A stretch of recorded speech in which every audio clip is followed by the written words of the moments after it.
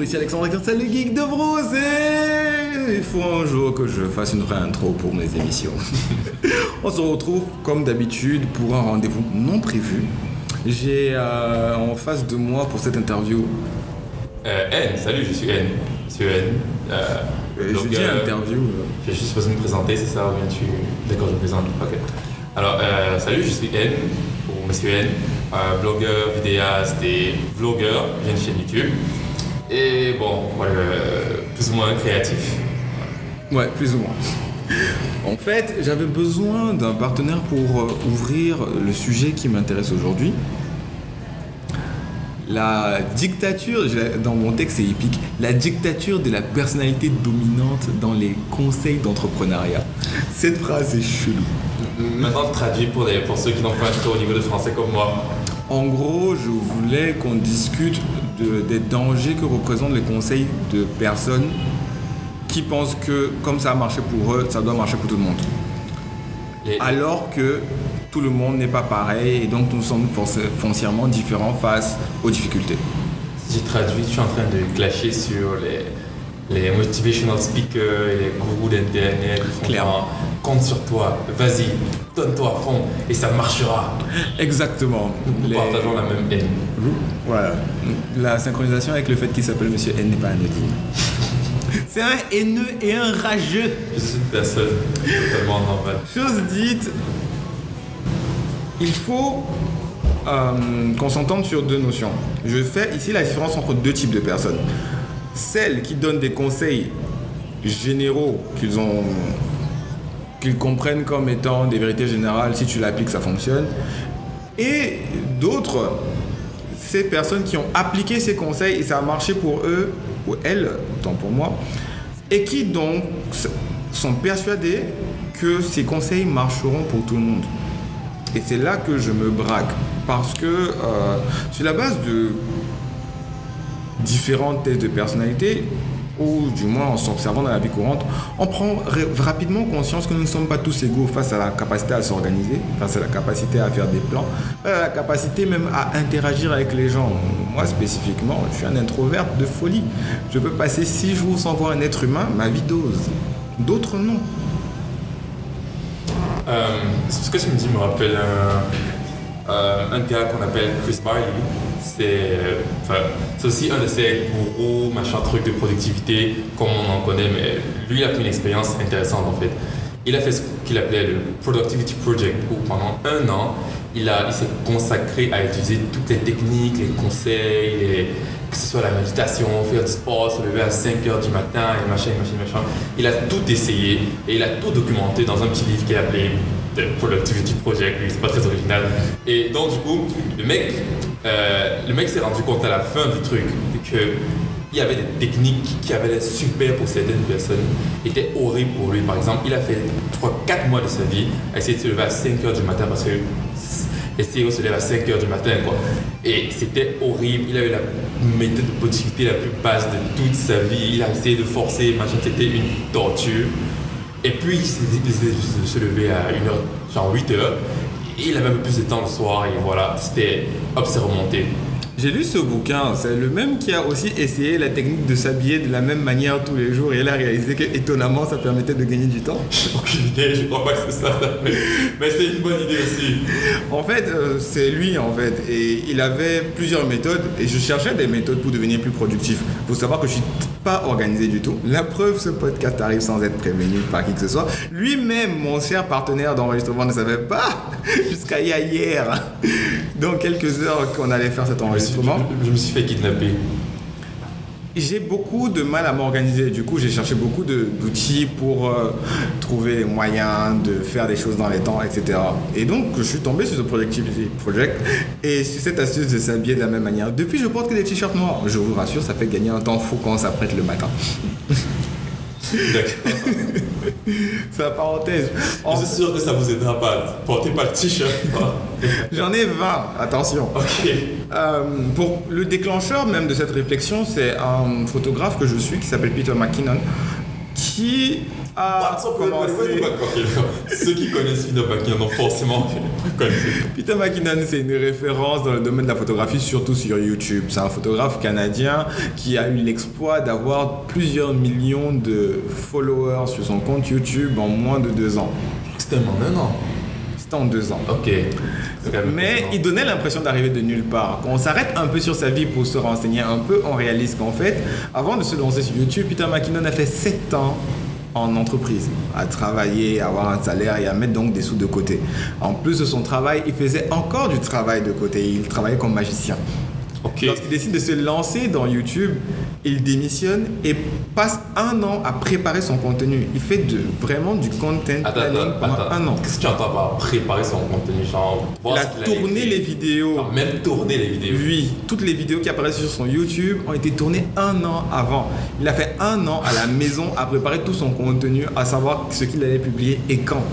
C'est-à-dire qu'en fait, tout ce qu'il a fait après, c'était juste cliquer sur publier. Exactement. Il agrémentait de vlogs, mais ses grosses vidéos, les vidéos qui l'ont rendu populaire, les vidéos de hacking photography, faire des reflets avec les couteaux, des bouteilles et consorts, il les a tournées 1 an avant avec l'appareil le plus haut de gamme de Canon disponible à l'époque. Il fait ses vlogs avec le Canon 1DX. Pour ceux qui veulent avoir une idée, cet appareil coûte 6000 balles, 6000 $. En France CFA, on est quand même dans les 3,5 millions. Okay. Et il tourne ses vidéos YouTube avec ça. Du coup, en termes de qualité, dès le moment où il apparaît sur YouTube, il est déjà au top en termes de par rapport à la concurrence qui va tourner sur des appareils moyens haut de gamme. 500D. Non, on est sur du bas de gamme. Mais il faut prendre aussi cette situation avec les perspectives qui conviennent. Il faut savoir qu'aux États-Unis, la moyenne salariale est dans les 2000 $. La moyenne salariale au Cameroun ou dans le tiers-monde francophone est de 200 $. C'est 10 fois moins. Du coup, même si un produit est vendu à l'international, nous ne sommes pas égaux en termes de pouvoir d'achat. Donc, si je comprends bien ce que tu veux dire, c'est que les gens comme Peter McKinnon qui se retrouvent à pouvoir publier, c'est super positif et tout, c'est peut-être parce qu'ils évoluent dans un environnement qui leur permet de faire ça. Exactement, ça leur permet de faire ça et surtout, leurs conseils ne s'appliquent qu'à des personnes qui sont dans un environnement similaire. On ne peut pas prendre pour argent comptant des personnes qui gagnent 10 fois plus que nous en termes d'argent. Du coup, ma question c'est, est-ce que tu connais pas quelqu'un qui est, genre on va dire, par exemple 237 et tout, qui est dans le 237 et qui arrive quand même à s'en sortir et qui va manquer des conseils qui peut prodiguer, qui peut s'appliquer à nos pauvres humains? Dans le domaine de la créa, Dans le domaine de la créa, toutes les personnes qui arrivent à gagner un temps soit peu leur vie travaillent avec des multinationales. Attends, par exemple, Bimster, comment il a fait pour sur le site machin qui a explosé il y a 2-3 ans et tout? Consistency, excuse-moi. Oui, voilà. La constance, beaucoup de bénévoles et des soutiens de partout dans le monde. Partout dans le monde? Oui. Ok. Je suis obligé de préciser comme ça. Bon, ok. Est-ce qu'il y a un autre exemple que tu veux prendre? Je sais pas, Beffoon aussi, à un moment donné, a pris conscience. Qui est dans le monde de blog, une des meilleures blogueuses personnellement, on a dit au Cameroun. Elle est toujours blogueuse et j'ai d'ailleurs eu une conversation similaire avec elle il y a quelques temps pour préparer cette présentation. Et on était d'accord sur ce point. On arrive à un moment donné du scénario où on prend conscience que notre environnement ne nous permet pas de nous développer dans certains domaines par rapport à d'autres. Tu es en Afrique francophone ou dans le tiers-monde de manière générale, focus sur l'agriculture. Très sincèrement, le coût matériel pour évoluer dans un environnement créatif n'est pas pensé pour notre économie. Tu ne peux pas gagner 200 $ et espérer pouvoir remplacer ton appareil à la moindre panne en moins d'1 an. Oui, ouais. Parce qu'en théorie, la théorie veut qu'on puisse amortir un appareil photo en 3 ans, par exemple. Sauf que, sachant que ça coûte 10 fois plus cher pour nous, ça veut dire qu'il faut amortir un appareil photo en 30 ans. Je sais que le calcul n'est pas exactement le même, mais vous saisissez l'idée. C'est soit ça, soit appliquer les prix de l'extérieur, ou du moins d'un pays plus riche, à notre environnement. Ce qui n'est pas possible, parce qu'on a tous le même pouvoir d'achat dans notre zone. Laisse-moi quand même te poser une question, parce que d'un côté, ce que tu veux dire, c'est qu'on est limité par notre environnement, mais en même temps, je pense que c'est assez facile à s'imaginer qu'il y a des gens qui s'en sont extirpés d'une certaine façon. Ils ont quitté le pays. En prenant. Mais pas seulement, moi. Parce que c'est comme dire qu'en fait, ta réussite est déterminée par ton environnement. Or, pour moi, c'est super limité. Si on peut ouvrir le débat et se demander, est-ce qu'on peut pas s'en sortir? Genre, est-ce qu'il n'y a pas des méthodes que tu peux suivre? Parce qu'à la base, on parlait de comment s'en sortir dans un environnement restreint. Est-ce qu'il n'y a pas des méthodes qu'on va peut-être prendre et adapter, qui vont nous permettre de s'en sortir un peu plus que la moyenne, peut-être suffisamment pour avoir les sous pour se casser. C'est triste, ça. C'est bien ce que je dis. Tous les conseils qu'on va essayer de trouver vont arriver à cette conclusion. Les solutions qu'on propose tendent à nous faire sortir de notre environnement ou au moins à le modifier. On va conseiller de travailler avec des expatriés, travailler avec des multinationales, bref, travailler avec des personnes qui sont en résonance avec le marché dans lequel on veut évoluer. Ok, recentrons un peu le machin. À la base, il me semble, on parlait de comment faire, parce qu'il y a plein de gens qui donnent des techniques qui vont pas vraiment marcher et qui vont, je sais pas moi, ça va marcher pour un, ça va pas marcher pour toi. Genre, c'est ça que je veux vraiment recentrer. Comment tu peux faire pour toi, par exemple, qui est un gars désordonné? Je veux dire, moi, je sais que tu es un mec super désordonné avant, toi, apparemment, tu l'es toujours. Faut pas croire, moi aussi, je m'en sors pas super bien. Whatever. Genre, comment tu peux faire pour toi qui est désordonné, ou peut pas forcément focus, ou bien qui est un peu, je sais pas moi, qui s'évolue dans plusieurs différents projets? Comment tu peux faire pour avoir une consistance, on dit en anglais, consistency, pour pouvoir t'en sortir? Étant désorganisé, la chose qui marche le plus pour moi, c'est de supprimer toute forme de distraction. C'est très compliqué parce que je suis souvent tenté de me connecter. Je ne suis jamais plus productif que quand il n'y a plus Internet. Si j'ai tous les outils dont j'ai besoin pour travailler, ne plus avoir Internet, ça permet d'avancer sans notification, sans bruit, sans SMS. J'ai travaillé dans un centre d'appel. On n'avait pas de réseau à l'intérieur du bâtiment, sauf pour bosser. On n'avait pas nos outils personnels, on n'avait pas nos téléphones, on n'avait pas nos ordi. L'équipement qu'on avait, c'était l'équipement du boulot. S'il y avait une panne, ils prenaient en charge la maintenance, on nous donnait un autre appareil. On ne pouvait même pas personnaliser nos ordinateurs parce qu'à chaque fois, on pouvait changer de poste. Ce qui fait que quand on est dans un environnement aussi contrôlé, la productivité est forcément accrue. D'accord. Dans ce cas, en fait, c'est si je veux être super productif, je prends l'antenne téléphonique, là, je la casse. C'est bon. Si tu peux avoir un brouilleur GSM aussi. C'est vrai que c'est moins dangereux, je ne peux pas me faire récupérer par la police. Les pires conseils d'entrepreneurs pour moi sont les conseils qui sont toujours appliqués à eux. On en a quelques-uns qui reviennent souvent en tête du type sois persévérant, fais des efforts, fais des listes, réveille-toi tôt. Tu l'as dit un peu plus haut, se réveiller tôt n'a pas été efficace pour... Il y a vraiment des personnes qui sont beaucoup plus productives le matin, d'autres beaucoup plus productives le soir. Et d'autres jamais productives du tout. Ça, c'est la flemme. Dans la conversation que j'avais avec Béfoun, justement, elle disait qu'elle était arrivée à cette conclusion sur la base d'un article qui disait que les humains sont conçus pour se protéger les uns les autres. Donc, un groupe va être éveillé le matin et un autre groupe va être éveillé le soir. C'est dans nos gènes et on essaie juste de se normaliser par rapport à la société telle qu'elle est aujourd'hui. Mais la société telle qu'elle est aujourd'hui, dans son processus de normalisation, prend pas compte des différences qu'on a. Exactement. Et parce que il y a des gens qui sont différents mais qui ne sont pas écoutés, il y a donc une dictature de la personnalité dominante. Les personnes qui sont le plus à l'aise avec ce que la société demande, early morning comme moi, voilà. Les personnes qui sont le plus à l'aise avec ce que la société demande vont frustrer les personnes qui le sont moins. Ok. Alors, je suis d'accord avec toi et je vais essayer d'agrémenter ça avec un peu de psychologie.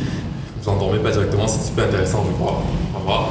En fait, il y a ce mec qui a fait le buzz il y a genre 2-3 ans.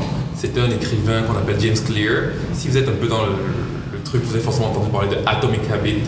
Alors, il a écrit un livre qui parlait de comment changer ses habitudes et machin truc. Et en fait, il prenait on va dire quoi, le principe de base pour créer une habitude et il modifiait chaque étape pour que tu puisses justement soit casser une habitude, soit développer une habitude. Pour pouvoir, le principe c'est simple. Une habitude c'est d'abord un cue. Un cue c'est genre un indice. Tu reconnais en fait quelque chose qui te fait déclencher une habitude. Par exemple, quand je me lève le matin et que je veux prendre une douche, quand j'ai fini de prendre ma douche, la douche c'est un cue pour que je me brosse les dents. Si je ne prends pas une douche, je vais moins souvent, je vais moins spontanément prendre un truc me brosser les dents. Mais je sais que si je finis ma douche, je vais me brosser les dents.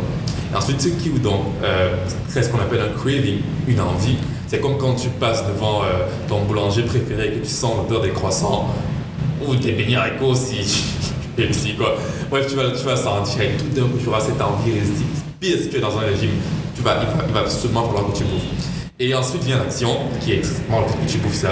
Et ensuite il y a la récompense, c'est la satisfaction que tu as quand, je sais pas moi, tu finis, je sais pas moi, un montage de 2 heures ou bien un graphisme qui t'a pris 3 semaines, tu es genre, thanks, tu te sens super fier. Sauf qu'après ça finit toujours par partir. Donc, basically, ce que le mec dit, il avait une façon de pouvoir se changer une habitude, dire que pour pouvoir être un peu plus productif. Et un concept qui était particulièrement intéressant, c'était de changer sa façon de voir les choses, c'est-à-dire changer son identité. C'est plutôt que de perdre du temps à essayer d'avoir je sais pas moi, couper Internet, comme tu as dit, ça marche. À un moment, ça te stresse, tu vois. Couper Internet, utiliser des hacks, te lever à 5h du matin, etc., etc., etc. Ce qui est cool au début, tu vois, mais faire ça tout le temps, ça finit pas. Faire ça chaque temps, ça finit par te fatiguer. Il te dit en fait que tu dois changer ta façon de voir les choses. Je donne un exemple simple. Si tu as fait du sport, si tu as été quelqu'un qui a essayé de faire du sport pendant longtemps et ça n'a pas marché, plutôt que de te dire que, hey, il faut encore que je me traîne à la salle, tu vois. Tu faut arriver à un point où tu peux te dire, wow, il est super tard, la salle va bientôt fermer, mais bon, je suis un athlète, donc vraiment, c'est mon boulot d'aller là-bas. C'est pas que je veux ou pas, ça n'entre même pas en considération. Je suis un athlète, donc je fais sport, et c'est tout. Tu arrives à un moment où ton identité te pousse vers ton action, du coup, tu n'as pas à dépenser de l'énergie pour résister. Et c'est vraiment ça, le identity changing, je veux dire. Oui, c'est super pertinent en fait comme approche, dans le sens où lorsque tu te définis, lorsque ce que tu veux faire rend la définition de qui tu es, tu nourris ton identité en faisant les actions en question. Donc moi, par exemple, je me définis dans la compétitivité. Lorsque j'ai décidé de me remettre au sport et sur la base des conseils, j'avais abandonné l'idée de faire 100 000 pompes par jour, 100 pompes par jour pour 10. Mais étrangement, ça a été le conseil le plus efficace que j'ai jamais reçu. Parce que de 10 pompes, je suis progressivement arrivé jusqu'aux 100 pompes en question, jusqu'à arriver à quelque chose de correct. Mais ce qui m'a fait arriver jusqu'à ces 100 pompes, c'est pas le fait d'être assidu, c'est le fait d'avoir des retours, de me dire, ok, tu as eu 10, maintenant passe à 20, ok, tu as fait 20, passe à 30. Et ce suivi est une forme de gamification, vraiment une sorte d'accompagnement qui récompense le progrès par de nouveaux challenges. Et c'est ça qui marche pour moi, c'est pour ça que je peux passer des semaines sur un RPG, alors que je ne suis pas forcément le plus doué du monde.